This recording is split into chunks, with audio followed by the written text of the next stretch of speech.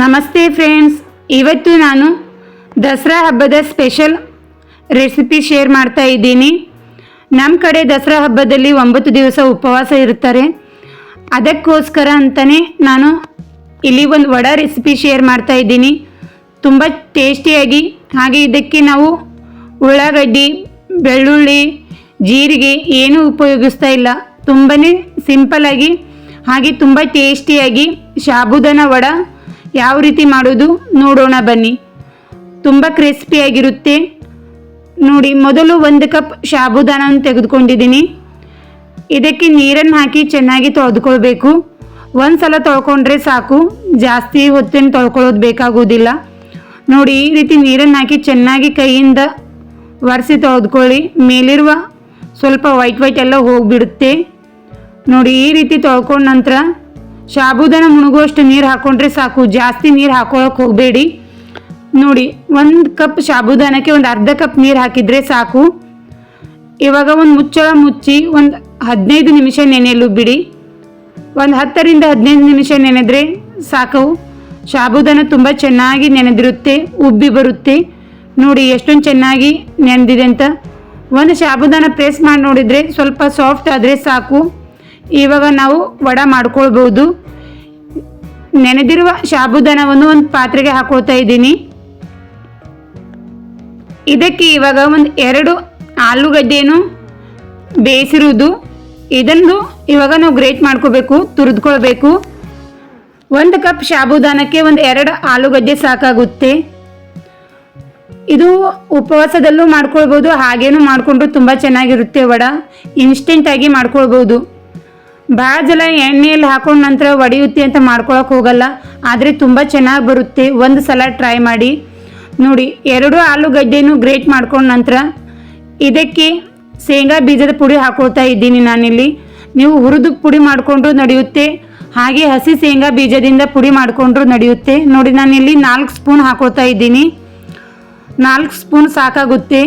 ಇವಾಗ ಇದಕ್ಕೆ ಒಂದು 2 ಸ್ಪೂನ್ ಕರಿಬೇವಿನ ಎಲೆ ಸಣ್ಣದಾಗಿ ಕಟ್ ಮಾಡಿ ಹಾಕೊಳ್ತಾ ಇದ್ದೀನಿ. ಖಾರಕ್ಕೆ ನಿಮ್ಗೆ ಎಷ್ಟು ಬೇಕೋ ಅಷ್ಟು ಹಸಿಮೆಣಸಿನ್ಕಾಯಿನ ಸಣ್ಣದಾಗಿ ಕಟ್ ಮಾಡಿ ಹಾಕ್ಕೊಳ್ಳಿ.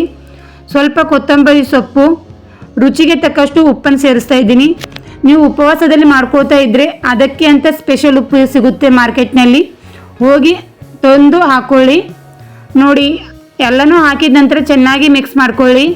ಇದಕ್ಕೆ ನೀರೇನು ಬೇಕಾಗುವುದಿಲ್ಲ. ಸಾಬುದಾನದಲ್ಲಿ ಹಾಗೂ ಬೇಯಿಸಿರುವ ಆಲೂಗಡ್ಡೆಯಲ್ಲಿ ಹಸಿ ಇರುತ್ತೆ, ಅದರಿಂದನೇ ಚೆನ್ನಾಗಿ ಮಿಕ್ಸ್ ಆಗುತ್ತೆ. ಮೇಲಿಂದ ನೀರೇನು ಬೇಕಾಗುವುದಿಲ್ಲ. ಈ ರೀತಿ ಉಂಡೆ ಕಷ್ಟು ಹೊತ್ತು ಮಿಕ್ಸ್ ಆದರೆ ಸಾಕು. ನೋಡಿ, ಇವಾಗ ನಾವು ವಡ ಮಾಡ್ಕೊಳ್ಳೋಣ. ಸ್ವಲ್ಪ ಸಾಬುದಾನ ಮಿಶ್ರಣ ತೆಗೆದುಕೊಂಡು ಉಂಡೆ ರೀತಿ ಮಾಡ್ಕೊಳ್ಳಿ, ಏಕೆಂದರೆ ಒಡೆಯುವುದಿಲ್ಲ. ಈ ರೀತಿ ಮೊದಲೇ ಮಾಡಿಟ್ಕೊಂಡ್ರೆ ನಂತರ ಅಂಗೈಯಲ್ಲಿಟ್ಟು ಪ್ರೆಸ್ ಮಾಡಿದರೆ ಸಾಕು. ನಿಮಗೆ ಯಾವ ಸೈಜಲ್ಲಿ ಬೇಕೋ ಆ ಸೈಜಲ್ಲಿ ಮಾಡ್ಕೊಳ್ಬೋದು. ನೋಡಿ, ನಾನು ಮೀಡಿಯಮ್ ಸೈಜಲ್ಲಿ ಮಾಡ್ತಾಯಿದ್ದೀನಿ. ತುಂಬ ದಪ್ಪನೂ ಇಲ್ಲ, ತುಂಬ ತೆಳುವೂ ಇಲ್ಲ. ಇಷ್ಟೊಂದು ಮಾಡಿಕೊಂಡ್ರೆ ಸಾಕು, ತುಂಬ ಚೆನ್ನಾಗಿ ಬರುತ್ತೆ. ಒಂದು ಸಲ ಈ ಸಾಬುದಾನ ವಡ ಟ್ರೈ ಮಾಡಿ, ಮನೆಯಲ್ಲಿ ಎಲ್ಲರಿಗೂ ತುಂಬ ಇಷ್ಟವಾಗುತ್ತೆ. ಉಪವಾಸದಲ್ಲೂ ಈ ರೀತಿ ಮಾಡಿಕೊಂಡ್ರೆ 9 ದಿವಸ, ಇದಕ್ಕೆ 10 ದಿವಸ ತನಕನೂ ಹಾಗೆ ಇರ್ಬೋದು. ತುಂಬ ಟೇಸ್ಟಿಯಾಗಿರುತ್ತೆ. ನೋಡಿ, ಇದೇ ರೀತಿ ನಾನು ಒಂದೇ ಸಲ ಎಲ್ಲನೂ ಮಾಡಿ ಇಟ್ಕೊಂಡಿದ್ದೀನಿ. ಮಿಕ್ಕಿರೋದು ಆಮೇಲೆ ಮಾಡ್ಕೊಳ್ತೀನಿ. ನೋಡಿ, ಗ್ಯಾಸ್ ಮೇಲೆ ಒಂದು ಕಡಾಯಿನಿಟ್ಟು ಅದಕ್ಕೆ ನಾನು ಸ್ವಲ್ಪ ಎಣ್ಣೆ ಹಾಕ್ಕೊಂಡಿದ್ದೀನಿ. ನೀವು ಇಲ್ಲಿ ಶಾಲು ಫ್ರೈನೂ ಮಾಡ್ಕೊಳ್ಬೋದು, ಡೀಪ್ ಫ್ರೈನೂ ಮಾಡ್ಕೊಳ್ಬೋದು. ನಿಮಗೆ ಯಾವ ರೀತಿ ಇಷ್ಟ ಆಗುತ್ತೆ ಆ ರೀತಿ ಮಾಡ್ಕೊಳ್ಳಿ. ನಾನು ಇಲ್ಲಿ ದಸರಾದಲ್ಲಿ ಮಾಡ್ಕೊಳ್ತಾ ಇರೋದರಿಂದ ಶಾಲು ಫ್ರೈ ಮಾಡ್ತಾ ಇದ್ದೀನಿ.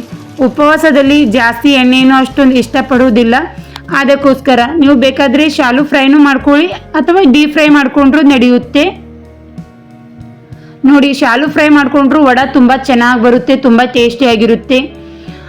ಹಾಗಂತ ಡೀಪ್ ಫ್ರೈ ಅಂತಲ್ಲ, ಡೀಪ್ ಫ್ರೈಯಲ್ಲೂ ತುಂಬ ಚೆನ್ನಾಗಿ ಬರುತ್ತೆ. ನೋಡಿ, ಕಲರ್ ಚೇಂಜ್ ಆಗೋವರೆಗೂ 2 ಕಲರ್ನೂ ತುಂಬ ಚೆನ್ನಾಗಿ ಮಾಡ್ಕೊಳ್ಳಿ. ಗೋಲ್ಡನ್ ಬ್ರೌನ್ ಕಲರ್ ಬರೋವರೆಗೂ ನಾವು ಫ್ರೈ ಮಾಡ್ಕೊಳ್ಬೇಕು. ಫ್ರೈ ಮಾಡ್ತಾನೆ ಮಿಕ್ಕಿರುವ ಸಾಬುದಾನ ಮಿಶ್ರಣದಿಂದ ವಡ ರೆಡಿ ಮಾಡಿ ಇಟ್ಕೊಳ್ಳಿ, ಏಕೆಂದರೆ ಈ ಬ್ಯಾಚ್ ಮುಗಿದ ನಂತರ ಇನ್ನೊಂದು ಮಿಕ್ಕಿರೋದು ಕರೆದುಕೊಳ್ಬೇಕು. ಅದಕ್ಕೋಸ್ಕರ ನೋಡಿ, ಈ ರೀತಿ ಗೋಲ್ಡನ್ ಬ್ರೌನ್ ಕಲರ್ ಬರುವವರೆಗೂ ನೀವು ಫ್ರೈ ಮಾಡ್ಕೊಳ್ಳಿ. ಸ್ವಲ್ಪ ಉರಿ ಚಿಕ್ಕದಿಕ್ಕೊಂಡು ಫ್ರೈ ಮಾಡ್ಕೊಳ್ಳಿ, ಏಕೆಂದರೆ ಒಳಗಡೆ ಎಲ್ಲನೂ ಚೆನ್ನಾಗಿ ಬೇಯಿರಬೇಕು. ಮೇಲ್ಗಡೆ ಕ್ರಿಸ್ಪಿ, ಒಳಗಡೆ ಸಾಫ್ಟಾಗಿ ಫ್ಲಫಿಯಾಗಿ ತುಂಬ ಚೆನ್ನಾಗಿ ಬರುತ್ತೆ. ಒಂದು ಸಲ ಈ ಸಾಬುದಾನ ವಡ ಟ್ರೈ ಮಾಡಿ. ಮನೆಯಲ್ಲೂ ಅದಕ್ಕೆ ಎಲ್ಲರಿಗೂ ತುಂಬ ಇಷ್ಟವಾಗುತ್ತೆ. ಮಕ್ಕಳಂತೂ ತುಂಬಾ ಖುಷಿ ಪಡುತ್ತಾರೆ. ನೋಡಿ, ಈ ರೀತಿ ಕಲರ್ ಚೇಂಜ್ ಆದರೆ ಸಾಕು. ನೀವು ನೋಡ್ಕೊಂಡು ಮಾಡ್ಕೊಳ್ಳಿ, ಏಕೆಂದರೆ ಜಾಸ್ತಿ ಕಲರ್ ಚೇಂಜ್ ಆದರೂ ಅಷ್ಟೊಂದು ಟೇಸ್ಟಿಯಾಗಿ ಬರುವುದಿಲ್ಲ. ಅದಕ್ಕೋಸ್ಕರ ಸ್ವಲ್ಪ ಬ್ರೌನಿಶ್ ಕಲರ್ ಬಂದರೆ ಸಾಕು, ನೀವು ಕರೆದುಕೊಳ್ಳಿ. ಹಾಗೆ ನಾವು ಇದಕ್ಕೆ ಬೆಳ್ಳುಳ್ಳಿ, ಉಳ್ಳಾಗಡ್ಡಿ ಏನೂ ಹಾಕ್ತಾಯಿಲ್ಲ, ಆದರೂ ತುಂಬ ಟೇಸ್ಟಿಯಾಗಿ ಬರುತ್ತೆ. ನೀವು ಇದು ಪುದೀನ ಚಟ್ನಿ, ಟೊಮೆಟೊ ಚಟ್ನಿ ಅಥವಾ ಕೆಚಪ್ ಜೊತೆನೂ ತುಂಬ ಚೆನ್ನಾಗಿರುತ್ತೆ. ಉಪವಾಸದಲ್ಲಿದ್ದರೆ ಪುದೀನ ಚಟ್ನಿ ಅಥವಾ ಟೊಮೆಟೊ ಚಟ್ನಿ ಜೊತೆ ಟೇಸ್ಟ್ ನೋಡಿ. ನೀವು ಉಪವಾಸ ಇಲ್ಲ ಹಾಗೆ ಮಾಡಿಕೊಂಡ್ರೆ ಟೊಮೆಟೊ ಕೆಚಪ್ ಜೊತೆನೂ ತುಂಬ ಚೆನ್ನಾಗಿರುತ್ತೆ. ಒಂದು ಸಲ ಟ್ರೈ ಮಾಡಿ. ನೋಡಿ, ಮಿಕ್ಕಿರುವ ಸಾಬುದಾನ ವಡನೂ ನಾ ಫ್ರೈ ಮಾಡ್ಕೋತಾ ಇದ್ದೀನಿ. ಇಲ್ಲ ನೀವು ಬೇಕಾದರೆ ಸ್ವಲ್ಪ ಫ್ರಿಜ್ಜಲ್ಲಿಟ್ಟು ಆಮೇಲೆ ಕರೆದುಕೊಂಡ್ರೂ ನಡೆಯುತ್ತೆ, ತುಂಬ ಚೆನ್ನಾಗಿ ಬರುತ್ತೆ. ಅದನ್ನು ನಿಮಗೆ ಎಷ್ಟು ಬೇಕೋ ಅಷ್ಟನ್ನು ಮಾತ್ರ ಮಿಕ್ಸ್ ಮಾಡಿಕೊಂಡು ಮಿಕ್ಕಿರೋದು ಫ್ರಿಜ್ಜಲ್ಲಿಡಿ. 2 ಅಥವಾ 3 ದಿವಸ ಹಾಳಾಗುವುದಿಲ್ಲ, ತುಂಬ ಚೆನ್ನಾಗಿ ಬರುತ್ತೆ. ನೋಡಿ, ಈ ರೀತಿ ಎಲ್ಲನೂ ಕರೆದುಕೊಂಡ ನಂತರ ಚಟ್ನಿ ಜೊತೆ ಟ್ರೈ ಮಾಡಿ. ಮತ್ತೊಂದು ಹೊಸ ರೆಸಿಪಿಯೊಂದಿಗೆ ಸಿಗೋಣ ಫ್ರೆಂಡ್ಸ್. Thank you.